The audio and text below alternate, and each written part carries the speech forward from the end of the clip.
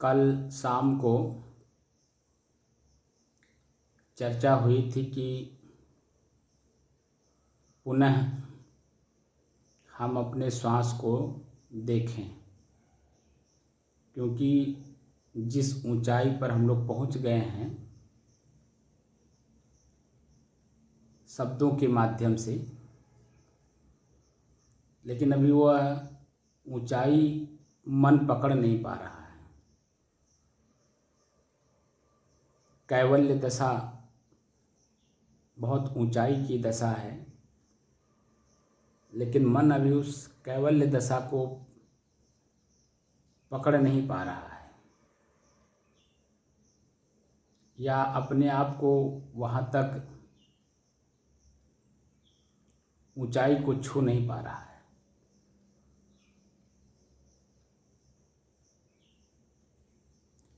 या यूं कहें कि समझदारी नहीं आ रही है।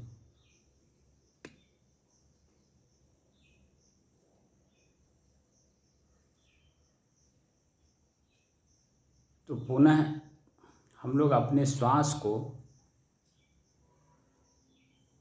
तब तक देखें जब तक एक एक वस्तु अलग अलग ना दिखाई दे।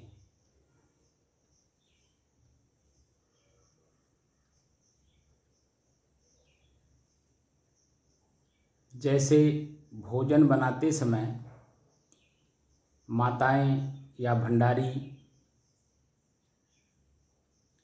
चेतना में रह करके चावल का अमनिया करती हैं, या भंडारी करता है या दूसरे से करवाता है। जब तक चावल स्वयं अपने आप में स्वच्छ नहीं हो जाता है, कंकड़ पत्थर मिट्टी भूसी कीड़े मकोड़े अलग अलग दृश्य, कीड़े में भी देखिए एक सफ़ेद होता है, एक पाई होती है, पाई में भी दो तरह की पाई होती हैं, पतली मोटी। कीड़े में भी छोटे बड़े कीड़े होते हैं, सफ़ेद सफ़ेद। और भी उसमें कीड़े होते हैं जो जाला बना करके चावल को ही पकड़ लेते हैं। जितना ही पुराना चावल होता है उतने पुराने कीड़े उसमें चावल को पकड़ करके अपना घर बना लेते हैं उसी में।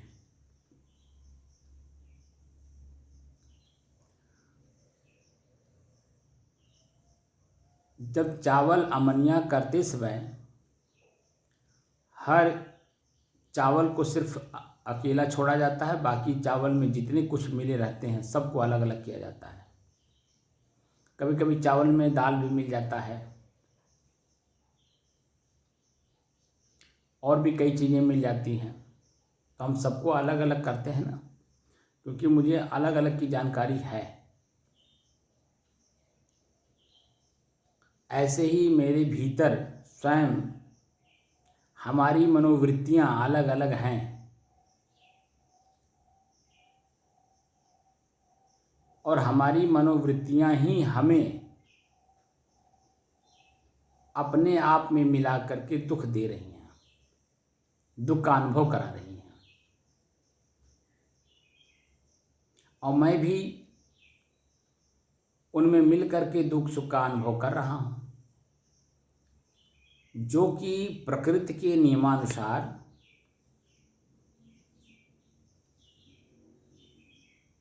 सुख दुख प्रकृति का है, न कि मेरा है। हम इस बात को जान नहीं पाते, इसीलिए उसी को मैं मान करके दुखी सुखी अपने आप में होते रहते हैं। दुख का अनुभव कराने वाला प्रकृति है। प्रकृति में अग्नि तत्व है जो जलता है, स्वयं जलाता है। सुख का अनुभूति जल तत्व करता है, जहाँ आनंद की अनुभूति होती है, शीतलता का अनुभव होता है, प्रसन्नता का अनुभव होता है।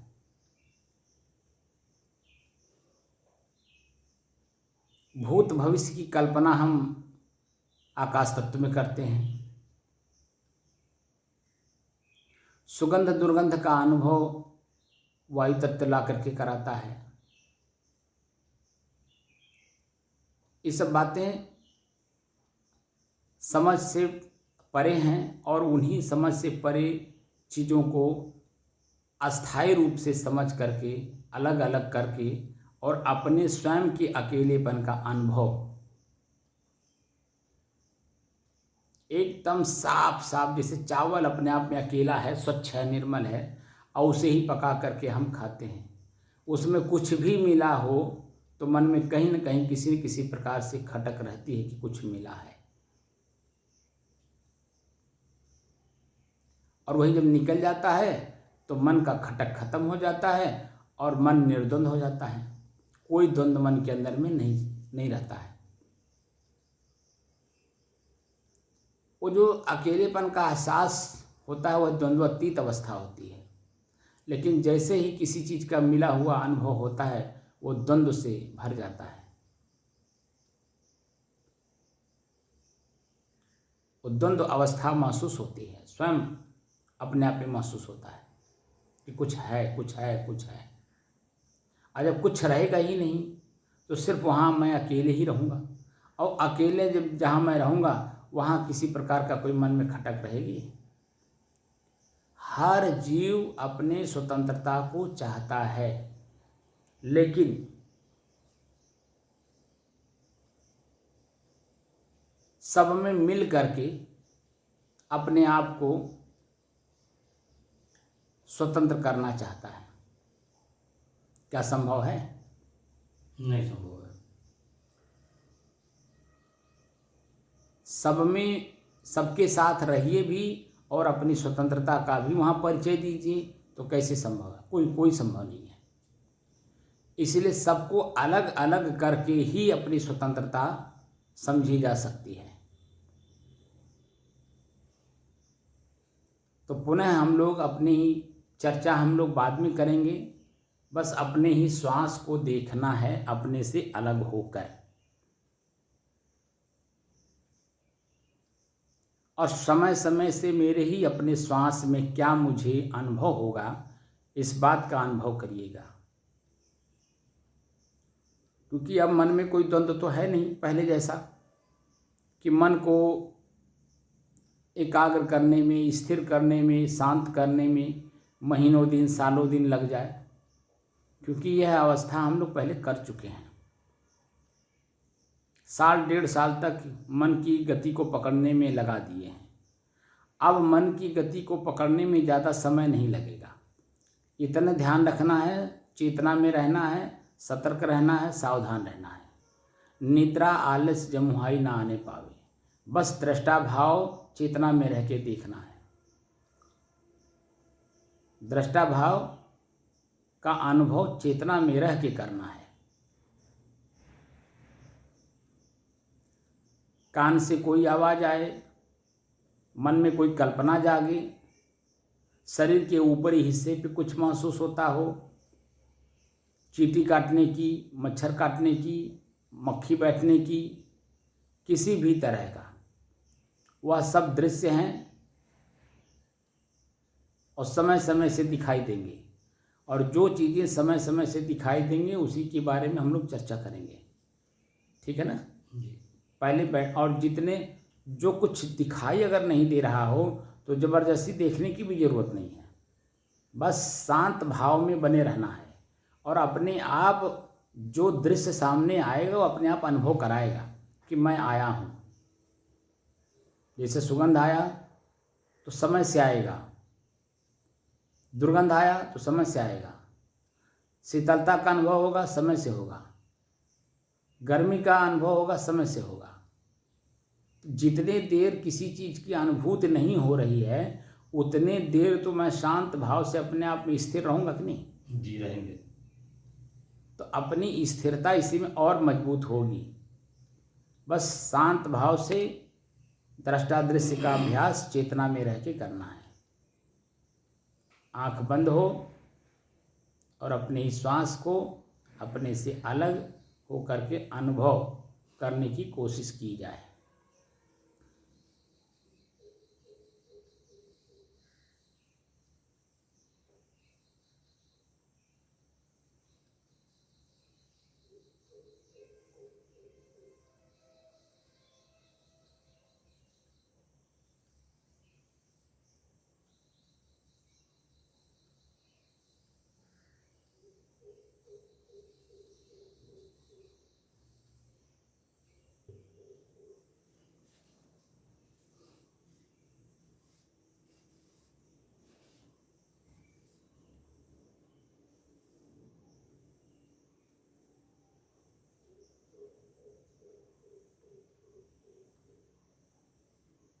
अपने ही चंचल मन को,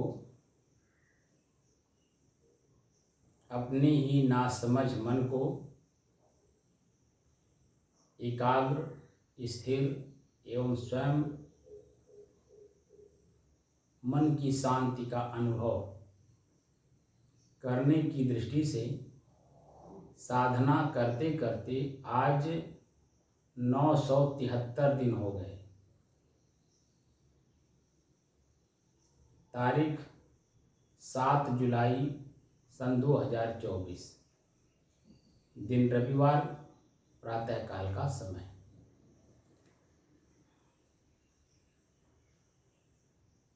आज हमने एक शब्द का प्रयोग किया है कि नासमझ मन।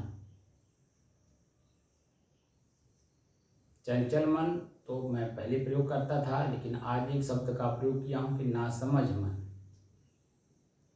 तो नासमझ मन को समझदारी में बदलने की दृष्टि से एकाग्र मन, स्थिर मन और शांत मन का अनुभव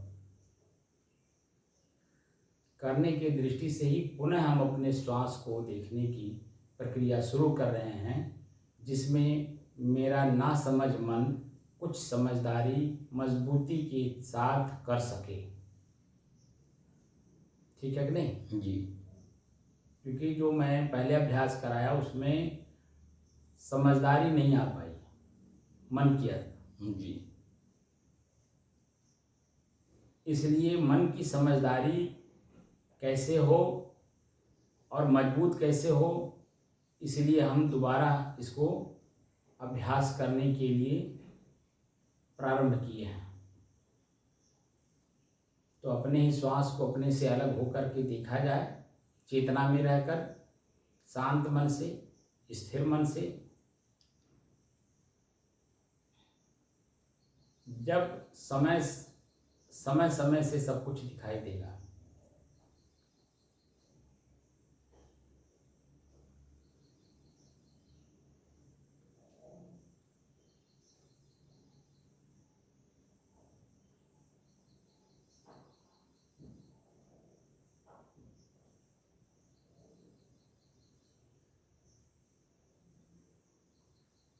एक चीज मैंने और भी देखा, अनुभव किया, जो 10 दिन का साधना करते हैं, अपने श्वास को अपने से अलग हो करके तो देखने का अभ्यास करते हैं, शरीर के ऊपरी हिस्से पर जो दर्द, पीड़ा, दुख महसूस होता है उसको भी देखते हैं, अपने से अलग कर लेते हैं। लेकिन मन की जो नासमझी है वो यथावत ही बनी रहती है। वो एक बार नहीं 10-10 बार किए हुए लोगों को मैंने देखा। हमारे ही गुरु भाई लगभग 100 के आसपास साधना कर चुके थे,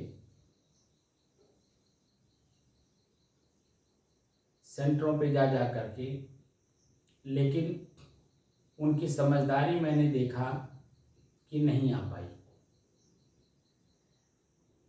और सिर्फ सेंटरों पे जा करके मन को एकाग्र करके स्थिर करके बैठे रहना उसे उचित समझते थे, लेकिन व्यवहार काल में उसे, जो हमारे धर्म ग्रंथों में बात लिखी है कि धर्मो रक्षति रक्षिता है, धर्म की रक्षा कौन करेगा? धर्म स्वभाव को कहते हैं। मेरा अपना स्वभाव स्वयं शांत स्वभाव है। इस बात का अनुभव हम लोगों ने किया कि नहीं? जी किया। तो वो जो शांत स्वभाव मेरा अपना स्वयं का है, उसकी रक्षा कोई दूसरा करेगा? स्वयं करना पड़ेगा। स्वयं अपनी रक्षा हमें स्वयं करनी होगी। जी। तो उसके लिए समझदारी लानी होगी कि नहीं? बिल्कुल लानी होगी। जो शाम को मैंने कहा जी कि आपके शरीर को कोई नुकसान पहुंचाने की दृष्टि से कोई कार्य करे और आपकी आंखें देखें, कान सुने, तो उस दशा में आप क्या करेंगे? तो नासमझी की तरह बात आप कर रहे थे ना। तो इसीलिए मैंने कहा कि समझदारी जब तक नहीं होगी, इसीलिए सद्गुरु कबीर की जो सहज साधना है वो साफ साफ कहते हैं कि समझे की गति एक है, जिन समझा सब ठौर। और कहें कबीर ये बीच के बल कहीं और की और। बालकवत बुद्धि वाले कुछ का कुछ बात करते हैं, लेकिन समझदारी वास्तव में पूरे विश्व में एक ही होती है। जैसे प्यास की त्रिखा, भूख की त्रिखा, नींद की त्रिखा, पूरे विश्व में चींटी से लेकर के मनुष्य तक सभी लोग अनुभव करते हैं। करते हैं कि नहीं करते हैं? जी करते हैं साहब। तो कोई पानी कह के पीता है, अपनी त्रिखा मिटाता है, कोई जल कह करके, कोई वाटर कह करके, कोई आब कह करके, लेकिन मिटाना तो त्रिखा ही चाहता है ना। जी।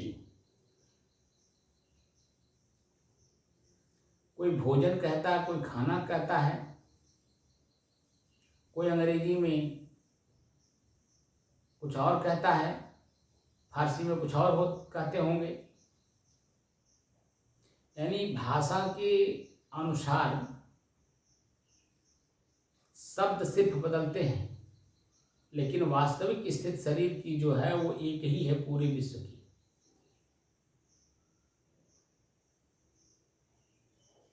और वह शब्द जब हम उच्चारण करते हैं, सामने वाला समझता है तो मेरे सामने उस वस्तु उपलब्ध करा देता है।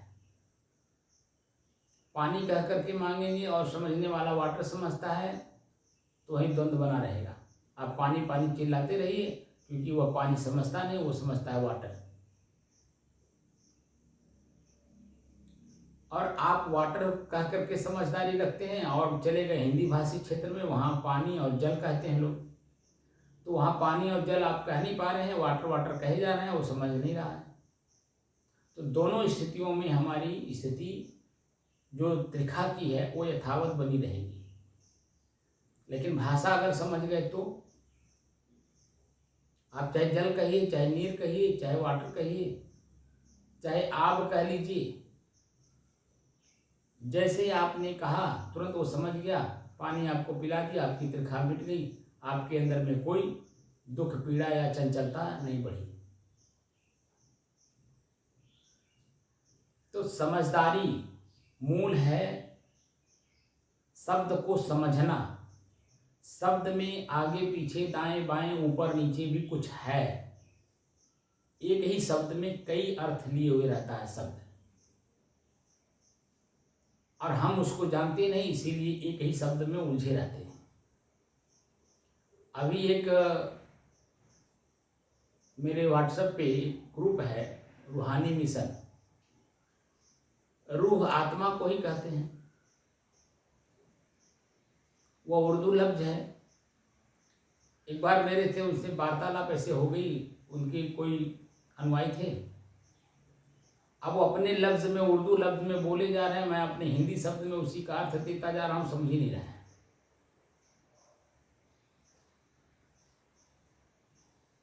वासना निवृत्ति का मार्ग अध्यात्म है, और अध्यात्म में वासना का निवृत्ति हुई नहीं तो आप कुछ बड़ी बड़ी बातें कर लें और आपके भीतर वो वासना बनी ही रह जाए, तो वो बड़ी बड़ी बात किस काम की है? किसी काम की? किसी काम के नहीं। इसीलिए सदगुरु कबीर यहाँ भी हम लोगों को रोकते हैं, टोकते हैं और बोलते हैं कि सिद्ध हुए तो क्या हुए, 34 फूटी बास और अंदर वाके बीज है फिर जामन की आस।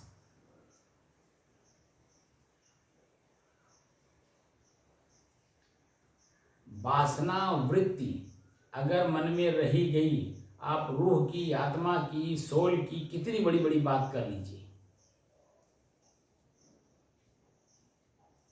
लेकिन अगर वासना आपकी मिटी नहीं तो दूसरे को समझा के आप क्या करेंगे? अपनी खुद की वासना मिटी नहीं, हम खुद अपने मोक्ष स्थिति को देखे नहीं, जाने नहीं, समझे नहीं, और अपने आप को मोक्ष दशा में स्थित किए नहीं, तो दूसरे को मोक्ष बांट करके आप क्या करेंगे? दूसरे का मोक्ष हो भी जाए वो तो उसका हुआ ना, जी। आपका क्या हुआ? आप तो उसी पीड़ा में, जिस पीड़ा में पहले थे उसी पीड़ा में फिर भी रह गए, तो दूसरे को पीड़ा मुक्त होने का उपदेश देने से क्या फायदा? पहले स्वाद हम स्वयं चखें, गुड़ का, तब जब हम दूसरे को गुड़ खिलाएंगे तो हमें मालूम रहेगा कि गुड़ कितना मीठा होता है। लेकिन बिना गुड़ को चखे हम किसी को खिला दिए और वह गुड़ खा करके मुंह बिचकाए, आपको क्या अनुभूति होगी? बोलिए। अब यही होगा साहब कि मीठा है लेकिन मुंह बिचका रहा है। नहीं तो मीठा है तो मीठे में मुंह कभी नहीं बिचकाएगा कोई। जी वही तो साहब, अगर बिचका रहा तो इसका मतलब है कि उसमें कुछ मिला हुआ है जी, तब वो मुंह बिचका रहा है। जी, और उसको हमने अपने जीभ पर रख करके अनुभव किया नहीं, टेस्ट नहीं किया, टेस्ट किया नहीं। जी, अगर हमने जीभ पर रख करके उसका स्वाद चख लिए होते जी, तो सामने वाले का जीभ या मुंह बिचकता नहीं। जी, क्यों? क्योंकि अगर हमें अनुभव हो गया कि इसमें मीठापन का स्वाद नहीं बल्कि कड़वापन का स्वाद है तो हम उसको देंगे? नहीं देंगे। तब बोलिए। तब नहीं देंगे। तो जब हम देंगे ही नहीं तो वो अपने मुंह में रखेगा ही नहीं, यानी जीभ पे रखेगा नहीं तो मुंह बिचकाएगा कैसे? जी बिल्कुल सही। इसीलिए कहा जाता है कि कोई भी वस्तु किसी को देने से पहले स्वयं उस पर अपने आप को खरा उतार लीजिए, तब दूसरे को दीजिए। तो जो मोक्ष दशा है, ये मोक्ष दशा संत के अलावा कोई भी नहीं दे सकता, मैं गारंटी के साथ कहता हूं। क्योंकि कहीं न कहीं किसी न किसी तरह से उसके मन के अंदर में वासना वृत्ति यथावत बनी हुई है। वासना इच्छा और कल्पना को कहते हैं। तो इच्छा और कल्पना कहीं न कहीं किसी न किसी वस्तु में तो स्थिर है, तो मोक्ष हुआ कहाँ? अभी आपने देखा होगा 5-6 दिन से चल रहा है हाथरस का कांड। वो जो श्री हरि नारायण बाबा है वह देखिए अभी नए नए खुलासे हो रहे हैं। वो जैसे आसाराम जन में अपनी सिद्धि प्राप्त करने के लिए नए नए अनेकों प्रकार के जंत्र मंत्र तंत्र का प्रयोग कर रहा था, वैसे ये भी कर रहा है, ये भी कर रहा था। वासना वृत्ति मन के अंदर में भरी पड़ी हुई है और अपने आप को भगवान का दर्जा मान करके लोगों में परमात्मा बना हुआ है और ये नहीं जानता कि परमात्मा एक शब्द है। परम माने श्रेष्ठ, आत्मा माने स्वयं। स्वयं अपने आप को श्रेष्ठ बनाए बिना हम दूसरे के सामने अगर श्रेष्ठ बन रहे हैं तो कभी न कभी हमारी गलती सामने तो आएगी कि नहीं आएगी? आएगी। गलती निकालने से ही आप परम माने श्रेष्ठता आपके अंदर में आती है। चाहे हम हो, चाहे आप हो, चाहे कोई, प्रत्येक जीव के अंदर में अच्छाई या बुराई दोनों हैं। और जो अपने अच्छाई को भी समझता है, बुराई को भी देखता है, तो बुराई को निकालता है और अच्छाई को अपने जीवन में धारण करता है, तो वो दूसरों को कहीं कष्ट देने के लिए वो प्रेरित होगा? नहीं। दूसरे से अपने आप को पूजापा कराएगा? दोनों स्थितियों में नहीं रहेगा, बल्कि वो अपने स्वयं अपने शरीर के प्रत्येक अंगों को सेवा में लगाए रहेगा। पैर को सेवा में लगाए रहेगा, हाथ को सेवा में लगाए रहेगा, आँख को दर्शन करने में लगाए रखेगा कि कौन व्यक्ति कैसा है, उसके मन में कैसी पीड़ा है। बुद्धि को भी उसमें लगाए रखेगा, कान को भी लगाए रखेगा, अच्छे अच्छे शब्दों को सुन करके अपने आप में प्रसन्नता भरे रहेगा। यानी शरीर और मैं दोनों का अनुभव अलग अलग कर लेगा और मैं स्वयं इस शरीर से मुक्त होना चाहता हूँ तो शरीर से मुक्त होने से पहले शरीर को ही सेवा में लगा देगा। वो दूसरे से कभी भी इच्छा ही नहीं करेगा कि इच्छा ही वासना है ना, इच्छा नहीं करेगा कि कोई मेरा रोटी बना दे, कोई मेरा ये कर दे, कोई मेरा वो कर दे, बल्कि वो ये चाहेगा मैं अपने शरीर का प्रत्येक अंग का उपयोग कहाँ करूँ। रोटी मैं बना करके खिलाऊँ हाथ से, पैर से सेवा करूँ पानी लाने में, खेत की गुड़ाई करने में, हाथ की सेवा करूँ, पैर की सेवा करूँ, मन मस्तिष्क की सेवा करूँ। हर स्थिति में वो अपने आप को सेवा में लगाए रखेगा, तो दूसरे से सेवा लेने की कहीं भावना जागेगी नहीं जाएगी। और मैं आपने मुझे भी देखा होगा कि आप 3 साल से लगातार आप मेरे से जुड़े हुए हैं, मैं जल्दी किसी का एक दाना भी नहीं खाना चाहता हूँ। जी, देख रहा हूँ साहब। उसमें कारण यही है कि जब सदगुरु कबीर के अनुयायी हम हैं और वो साफ साफ कह रहे हैं कि करो बहिया बलिया पनी छाड़ पर आई आस, और जाके आंगन नदिया बह सो कस मरे प्यास। दूसरी साखी में कह रहे हैं कि जौनो कर डोले पग उचाले तौनो आस न कीजे। जब तक कर माने हाथ हिल रहा है, पैर चल रहा है, मन मस्तिष्क चेतना हमारी चेतनावान है, ज्ञानवान है, हर प्रकार से हम संपन्न हैं, तो दूसरे से हम आशा क्यों करें कि कोई हमको 1 गिलास पानी देगा, कोई हमारा रोटी क्यों बनाएगा? क्योंकि रोटी बनाने वाला भी तो मेरे ही जैसा, उसके अंदर में भी कुछ इच्छाएं हैं, और उसकी अच्छी इच्छा अगर हम पूरी नहीं कर सकते तो उससे सेवा लेने का कोई हमारा अधिकार है? बल्कि अगर हम समझदार हैं तो उसकी सेवा करने की इच्छा पूरा करने के बाद भी उसकी सेवा हम करें। अगर हम उसमें सक्षम हैं उसकी सेवा करने में, तो उसकी इच्छा पूरा करने के बाद भी हम सेवा में लगे रहें, अपने आप को बिल्कुल नम्र मान करके चलें। आपने महाभारत का एक दृश्य देखा होगा, जब भीष्म पितामह अंतिम दिन रण क्षेत्र में जाते हैं तो अपने शागिर्द जितने भी उनके नौकर चाकर रहते हैं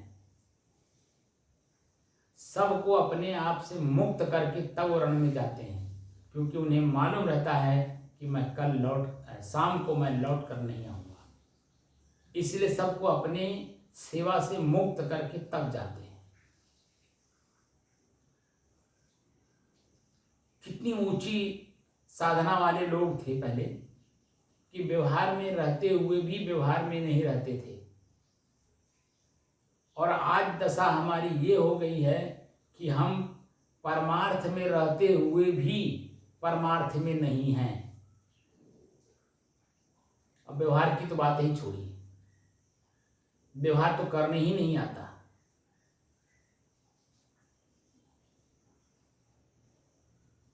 क्योंकि व्यवहार से ही होकर के आपका परमार्थ बनता है।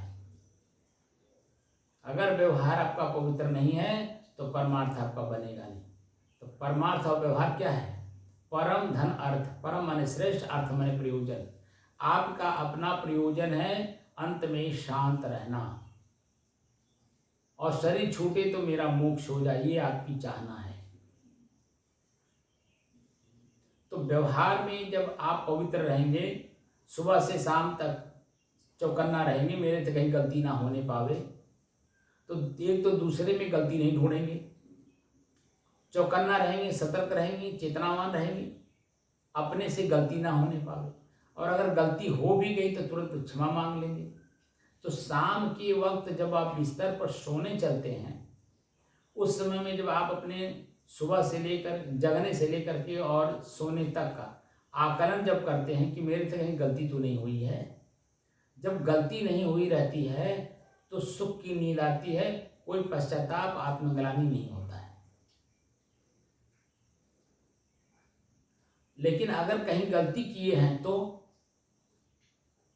पहली बात तो नींद आएगी नहीं, क्योंकि मन पश्चाताप में डूबा हुआ है, आत्मग्लानि में डूबा हुआ है, पीड़ा में है, दुख में है, क्योंकि गलती किया है वो एहसास हो रहा है। तो गलती अगर हुई है तो परमार्थ आपका नहीं बनेगा, यानी शांति अवस्था नहीं आएगी, सुख की नींद नहीं आएगी। आप बेचैन व्याकुल रहेंगे, घबराएंगे, अंदर से घबराहट होती है। गलती अपना जब एहसास होता है तो घबराहट देखिए अपने आप बढ़ जाता है। ये अनुभव की बात है कि नहीं? जी है, सबकी हो रही है। और हम अपनी गलती सुधार नहीं रहे हैं, बल्कि और गलती पे गलती किए जा रहे हैं, तो दिल का धड़कन और बढ़ेगा कि नहीं बढ़ेगा। और जब दिल का धड़कन बढ़ेगा तो जो आजकल रोग उत्पन्न हो रहे हैं, ब्लड प्रेशर का, शुगर का, हार्ट अटैक का, ब्रेन हेमरेज का, सुसाइड का, उसका यही कारण है कि मैं अपनी गलती सुधार नहीं रहा हूं, बल्कि गलती को छुपाने के लिए और गलती कर रहे हैं। हम समझते हैं कि कोई दूसरा समझता नहीं है। अरे दूसरा जाने ना जाने, लेकिन आप स्वयं जान रहे हैं कि नहीं, और अपनी गलती करके अपने और गलती किए जा रहे हैं, ये भी आप जानते हैं। इसीलिए आपका ब्लड प्रेशर और बढ़ता जा रहा है। और डॉक्टर कहता है जब आपका ब्लड प्रेशर नापता है तो ये दवा खाइए, लेकिन निश्चिंत रहिए, चिंता मुक्त रहिए, तब ये दवा भी असर करेगा, नहीं तो ये दवा भी असर नहीं करेगा।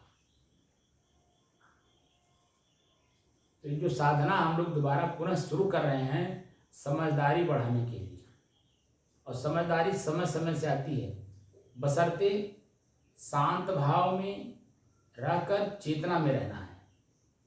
और जब जो भी प्रॉब्लम, परेशानी, दुख, पीड़ा आएगा या सुखी महसूस हमें कराएगा, उस सुखी अवस्था में सुखी महसूस नहीं करना है। दुख अवस्था में हमें दुख हमारा क्यों आया है, कारण ढूंढना है, कारण का निवारण करना है, ताकि दुख सामने आने ना पाए। तो गीलापन, सूखापन,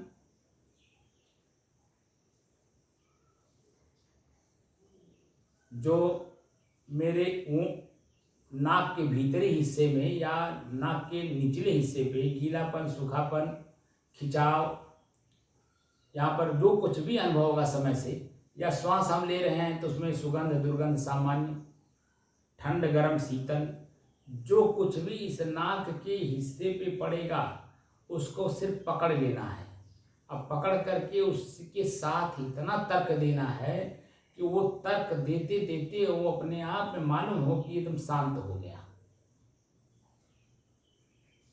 समझदारी इसी में है। जैसे मान लीजिए सुगंध आया, तो सुगंध क्यों आया, कौन लाया, कहाँ से लाया, कैसे लाया, किस रूप में लाया। नाक के पास लाया तो क्या नाक स्वयं अपने आप में अनुभव कर रहा है? नाक का अनुभव करता कौन है? नाक के ऊपरी हिस्से या भीतरी हिस्से में सुगंध, दुर्गंध का जो अनुभव हो रहा है, कौन कर रहा है? इस तरह से जब तर्क देंगे तो वह देखेंगे कि जो सुगंध पहले मालूम हो रहा था वो सुगंध अपने आप ही गायब हो जाएगा, क्योंकि अनुभव मन एकाग्रता में करता है। और जैसे ही एकाग्रता आपने भंग की तर्क दे करके, वैसे ही जन्म आपका अपना ही मन एकाग्र रहेगा नहीं, इसीलिए उसका अनुभव कर नहीं पाएगा। तो जो वर्तमान की स्थिति होगी वो दिखाई देगा कि मन बिल्कुल शांत हो जाएगा, तो उसको भोगेगा नहीं। दुर्गंध आ गया तो दुर्गंध को भी इसी तरह से देखना है, कहाँ से आया है, कौन लाया है, कैसे लाया है, अनुभव कौन कर रहा है। इस तरह से जब आप तर्क देंगे तो दुर्गंध भी महसूस नहीं होगा, तब सुगंध, दुर्गंध मेरे से अलग हैं, ये समझदारी आ जाएगी। और मैं स्वयं इन सुगंध दुर्गंध से अलग हूँ, शांत हूँ, एक रस हूँ, शुद्ध हूँ, ये मालूम होने लगेगा। ठीक है ना जी। तो पुनः हम लोग अपने श्वास को देखें और देखते हुए आगे बढ़ें, और समय समय से क्या मिलेगा ये देखा जाएगा, लेकिन शांत भाव से चेतना में रह करके अनुभव करना है कि मेरा श्वास कैसे चल रहा है।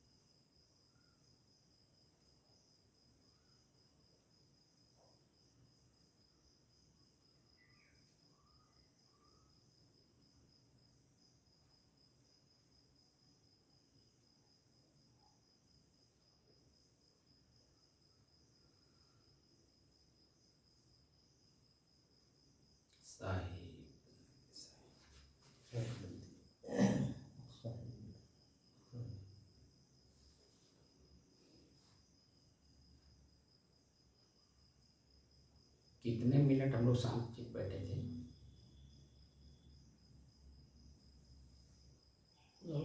40-45 मिनट हो गया। 45 मिनट हो गया। 45 मिनट में जो आपने श्वास को देखा तो उसमें आपको क्या मिला? 45 मिनट में कुछ अनुभव हुआ? अनुमाने पीछे घाव उत्पन्न होना, वो सांस को ले रहे थे साहब, तो नाक में जाते समय ठंडा ठंडा देता था कुछ, और आते समय कुछ गर्म गर्म हवा देता था, और सांस समान तरीके से चल रहा था। तो जो ठंड का अनुभव करा रहा था वो किस वजह से करा रहा था? ठंड किसका है? शीतल पानी का है, जल का, जल तत्व का है। जी। जल तत्व कहाँ से आया? बारिश हो रहा था, बाहर बारिश हो रहा है, जी। और ये जो हमारा कक्ष है, ध्यान कक्ष, जी ये ध्यान कक्ष का दीवार और छत दोनों ठंड हो गए, जी। और इसमें जो हवा है वो भी ठंड हो गया। तो जो हम श्वास ले रहे हैं तो वह ठंड ठंड हमें महसूस करा रहा है। देखिए, तर्क दे करके जब तक जानने की कोशिश नहीं करेंगे तो समझदारी नहीं आती। जैसे आप कह रहे ठंड ठंड आ रहा है, तो ठंड ठंड श्वास तो जाएगा ही, लेकिन वो ठंड श्वास हुआ कैसे? हवा, हवा है ना, जी। हवा पहले ठंड है तभी मेरे नाक में जाएगा। तो ठंड हवा कहाँ से आया? पानी तत्व के कारण, जल तत्व के कारण ना। बारिश हुई, छत गर्म था, ठंडा हो गया, दीवार गर्म था, ठंडा हो गया, इस कक्ष का जो हवा था वो भी गर्म था, वो ठंडा हो गया। तो तीनों का, छत, दीवार और हवा, तीनों ठंड हो गए ना। तब जो मैं श्वास ले रहा हूँ तो ठंड ठंड अनुभव करा रहा है। लेकिन यही अभी 5 दिन पहले जब बारिश नहीं हो रही थी तो उस समय में इस कक्ष में क्या था? अग्नि तत्व का ताप था, अग्नि तत्व थी, तो श्वास लेने में दम घुट रहा था कि नहीं? जी। गरम गरम सांस जा रहा है, तो सामान्य स्थिति कहाँ बन पा रही थी? जी। अब शीतल सी मैंने ठंड ठंड हवा जा रहा है तो सामान्य अवस्था हमारी बनी हुई है। बस यही समझदारी बढ़ानी है कि समय से क्या हमें दिखाई दे रहा है, तो उस जो दिखाई दे रहा वो आया कहाँ से, कौन लाया, कब लाया, कैसे लाया, कैसे ठीक ठंडा हुआ। जब इस तरह से तर्क दे के जानने की कोशिश करेंगे तो आपकी जो बौद्धिक स्तर है, जो सुप्त हो गई है, सो गई है, समझदारी वहाँ तक नहीं पहुँच पा रही है, वो अपने आप समझदारी वहाँ तक पहुँच जाएगी। बाहर से कोई कितना भी, जैसे मैं बहुत कुछ बताया हूँ, 940 से ऊपर मेरे वीडियो हो गई है, और प्रत्येक वीडियो में आपने देखा होगा कि मैं काफ़ी देर तक बोलता हूँ समझदारी बढ़ाने के लिए। लेकिन समझदारी कहाँ बनी? कल जब मैं शाम को प्रश्न पूछा, उस प्रश्न का सटीक उत्तर कहाँ दे मिला? क्योंकि समझदारी नहीं आई। क्योंकि हम खाली अभी श्वास को देख रहे थे, अभी जबान को नहीं देखे, कान को नहीं देखे, आँख को नहीं देखे, और लिंग तो अभी बात की बात है। सबसे अंत में लिंग को देखा जाएगा। अभी तो जो ऊपरी हिस्से पे जो मुझे क्षण क्षण कष्ट दुख पीड़ा दे रहे हैं, इनको पहले जान लें। छोटी छोटी जो दुख हैं उनको जान लें। जब उनको जान लेंगे तो बड़ी दुख को तुरंत पकड़ में आ जाएगा, है ना जी। तो इसलिए श्वास को देखिए, तो श्वास में जितना देर तक देखिए, लगातार देखिए, देखते देखते क्या मिल रहा है उसमें, और क्यों मिल रहा है, कहाँ से आ रहा है, कौन ला करके मुझे अनुभव करा रहा है, अनुभव करता कौन है, ठीक है ना जी। इस तरह से प्रश्न दे करके अपने आप ही जानने की कोशिश करिए। सामान्य अवस्था है वो इसलिए कि हवा में ठंडी आ गई, यानी जल तत्व आ गया, इसीलिए ताप, आँच, गर्मी, दम घुटना, बेचैनी, व्याकुलता, घबराहट कुछ नहीं है। एकदम सहज स्थिति हमारी बनी हुई है, और 40-45 मिनट के समय में हमने क्या अनुभव किया? ठंडई का, है ना। जी। तो हमारी जो सहज स्थिति है वह बनी हुई है, इसलिए हम 40-45 मिनट तक लगातार शांत भाव से, एकाग्र मन से श्वास को देखें तो सिर्फ एक चीज मिला कि हवा में ठंडी है। और ठंडी आई कहाँ से? क्योंकि बारिश हो रहा है। तो बारिश क्या है? जल, जल ही तो गिर रहा है, क्या और कुछ गिर रहा है? तो जल गिर रहा है। जल गिर रहा है। तो जल जो गिर रहा है वो जल के कारण हमारा जो कक्ष है, उस कक्ष के ऊपर हिस्से पे जो छत बोलते हैं वो ठंडा है और दीवार ठंडा हो गया। इस वजह से हवा इस कक्ष का ठंडा है। हम श्वास ले रहे हैं, वो हवा ही तो हमारे भीतर जा रहा है, लेकिन भीतर में हमारे शरीर की अग्नि तत्व है, भट्ठी जल रही है। तो जब हम श्वास ऊपर से ले रहे हैं तो ठंडा मालूम हो रहा है, लेकिन भीतर से जब श्वास बाहर हो रहा है तो गर्म मालूम हो रहा है। तो गर्म क्यों मालूम हो रहा है? गर्म हमारी भट्ठी है अंदर, इसलिए उसे स्पर्श करके जब ये बाहर आ रहा है हवा, तो गर्म का अनुभव करा रहा है। लेकिन यही जब भीतर जा रहा है बाहर से, तो हमें ठंड ठंड का अनुभव करा रहा है ना जी। तो अनुभव करता कौन हुआ? मन हुआ। मन को जागृत किसने किया? मन को जागृत मैंने किया। चित्त। जितने तर्क दे करके जानने की कोशिश जो कर रहा है वो चित्त कर रहा है ना।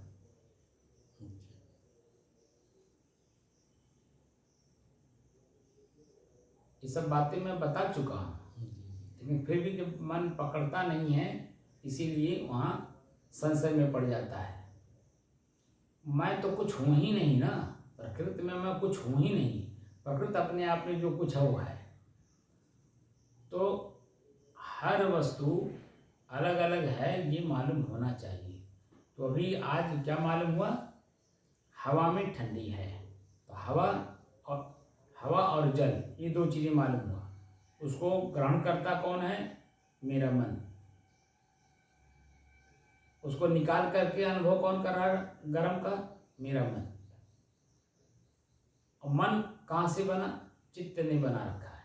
बार बार देखने से जो मन बनता है, बार बार देखने से जो स्थिति बनती है वो मन की बनती है ना। जी।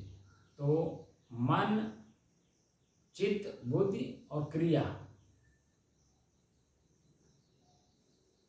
शरीर के पार्ट्स, आँख, नाक, कान, इनके विषय, इनके भोग, ये सब चीज़ें अलग अलग हैं। और अलग अलग जानने में ही हमारी भलाई है कि मैं भी अलग हूँ, इन सब से अलग मैं हूँ। ये मेरे पास आए हुए जरूर हैं, मेरे पास हैं जरूर, लेकिन हैं अलग अलग। और जैसे ये अलग अलग हैं, वैसे मैं भी इनसे अलग हूँ। जैसे आप मेरे पास बैठे हैं, भले है तो पास में, ठीक है ना, भले मेरे मन में है कि कोई दुख सुख पड़ने पे ये मेरे काम आएंगे, लेकिन शरीर से, मन से या किसी भी चीज़ से देखा जाए तो दोनों का शरीर अलग अलग है कि नहीं? जी, अलग अलग है। दोनों का मन अलग अलग है कि नहीं? जी। दोनों का शरीर अलग अलग है तो दोनों की इंद्रियां अलग अलग हैं कि नहीं? सब कुछ अलग अलग है। सब कुछ अलग है। तो जब सब कुछ अलग है तो क्या अपने अकेलेपन का होने का एहसास है? नहीं है। क्यों नहीं है? क्योंकि भीतर भीड़ है। अब भीड़ में ही मैं अपने आप को खो गया हूं और मान लिया ये भीड़ ही मैं हूं, ऐसा मान लिया। भीड़ से अलग मैं अकेला हूं, ये अनुभव नहीं हो पाता है और उसी को मुझे करना है। तो शुरुआत हमने फिर दोबारा कहाँ से शुरू किया? अपने श्वास से। तो श्वास में आज क्या मिला? ठंडई। और जब इसको रेगुलर आप देखते रहेंगे, चलते, उठते, बैठते, सोते, जागते, हर समय, तो जहाँ जहाँ आप जाएंगे, जैसा जैसा वातावरण होगा, हवा में जो कुछ भी होगा वो वहाँ वहाँ दिखाई देगा। ठीक है ना? जी बात समझ में आ गई? जी। सही।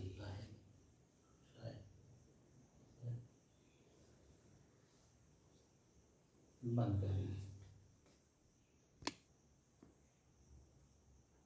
तो अब जो हम लोग आज से शुरू किए हैं अपने श्वास को दोबारा देखने के लिए, इसमें अलग अलग समय समय से चीज़ें मिलेंगी और मैं समय समय से भी अलग ही रहूँगा। मैं अलग हूँ तो अलग ही रहूँगा, और मेरे से मिलने जो लोग आएंगे, ठीक है ना, जी मुझसे कुछ प्राप्त करने आएंगे, और अगर उन्हें मिल गया तो खुश होकर के जाएंगे, नहीं मिला तो मुझे कष्ट दे करके जाएंगे।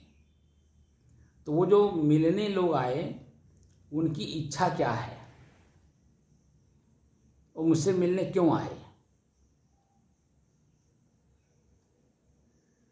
इन सब चीज़ों को धीरे धीरे देखते चलना है, और धीरे धीरे देखते हुए आगे बढ़ेंगे तो मनोदशा हमारी जो है वो मजबूत होती जाएगी, और अपने आप के अकेलेपन का जो एहसास है वो और मजबूत हो जाएगा। ठीक है ना? जी अकेलेपन का एहसास तभी होगा जब अलग अलग वस्तुओं को, अलग अलग वृत्तियों को अलग अलग देखने का प्रयास करेंगे, और वो अलग अलग समय समय से दिखेंगे, न कि तत्काल में ही सभी लोग दिखेंगे, है ना? जी जैसे आप अपने घर में, जो भौतिक जीवन का घर है, आप अपने घर में स्थिर हैं, तभी जो है आप देखिए समय समय से नात बात हित मित्र गांव गढ़ी के लोग आपसे मिलने जुलने आते हैं, है ना? जी जब अपने घर में आप स्थिर हैं तब। अगर आप अपने घर में स्थिर ना रहें तो कोई आपसे मिलने कैसे आएगा? जी जी आएगा नहीं आ पाए। तो अपनी स्थिरता बनाए रखिए, और समय समय से देखते रहिए कि कौन मिलने आ रहा है। अग्नि तत्व आ रही है, जल तत्व आ रहा है, वायु तत्व आ रहा है, हवा तत्व आ रहा है, मैंने कौन तत्व आ रहा है, और क्या ले करके आ रहा है, और क्या मुझे दे करके जा रहा है, या क्या मेरे से प्राप्त करके जा रहा है। ठीक है ना? जी इन सब चीज़ों को देख करके आगे बढ़ना है। बात समझ में आई? तो दोबारा जो श्वास को देखा जा रहा है, श्वास पहले की स्थिति में जा करके देखना है। जी लेकिन पहले की स्थिति इसलिए नहीं बन पाएगी क्योंकि पहले मन बहुत चंचल था, जी इतना चंचल था, इतना चंचल था कि उसे एकाग्र करने में बहुत समय लग गया। क्योंकि जिस परिवार में आप जन्म लिए उसका पूरा संस्कार आपके साथ जुड़ा हुआ था, जिस संप्रदाय में दीक्षा लिए उसका पूरा संस्कार आपके अंदर में भरा पड़ा था, और साथ साथ समाज में उठने बैठने के कारण, पढ़े लिखे होने के कारण कई ग्रंथ पढ़ लिया आपने, कई जगह जा करके देख लिया आपने, बहुत सी बातें आपने सुन रखा था, वो सब भीड़ अंदर में था, और वो भीड़ जो है आपको अपने अकेलेपन का एहसास नहीं होने दे रहा था। उस भीड़ को हटाने में समय लग गया, तब जा करके आपको अपने अकेलेपन का एहसास करा मिला। अब समझदारी बढ़ानी है कि मैं अकेला हूँ, जो पहले परसों मैंने अनुभव करा दिया था अकेलेपन का, उस अकेलेपन का एहसास करते हुए शांत भाव में, स्थिर भाव में, चेतना में रह करके हमें अपने श्वास को देखना है, तो हमारी स्थिति मजबूत बनती जाएगी। और अगर हम ऐसा नहीं करते हैं और हमारी समझदारी भी बढ़ती जाएगी, लेकिन अगर हम ऐसा नहीं करते हैं तो हमारी नासमझी ज्यों की त्यों पहले जैसी बनी रहेगी। तो जो मैं चाहता हूँ दुख से सदैव छूटना, जिसको मोक्ष कहते हैं, वो पास से होकर के गुजर जाएगा लेकिन समझ में नहीं आएगा, और हम जैसे कि तैसे दुख जैसे पहले भोग रहे थे वैसे ही दुख भोगते ही रह जाएंगे। ठीक है ना? जी तो वासना निवृत्ति का मार्ग है अध्यात्म, और उसी को हमें पालन करना है। तो दैवी गुणों को भी पालन करना है, आसुरी गुण जो मेरे अंदर में है उसे निकालना भी है साथ साथ, तो समझदारी हमारी और मजबूत होती जाएगी। ठीक है ना? साहिब।